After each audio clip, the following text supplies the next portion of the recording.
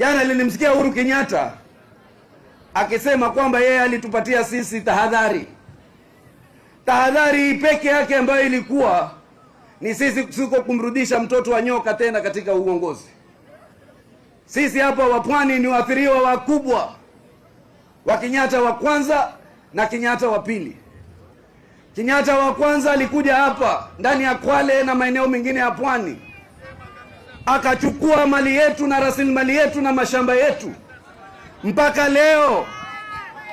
leo familia ya Kenyatta inamiliki rasilimali kubwa ndani ya Pwani, mashamba ambayo hawakuyafanyia kazi. Katika Taita Taveta leo wanyama na wapori wako na haki kuliko Wataita na Wataveta. Katika maeneo yetu walituweka nje ya elimu, wakatuita, badala ya kutuita wavuvi wakatuita wavivu.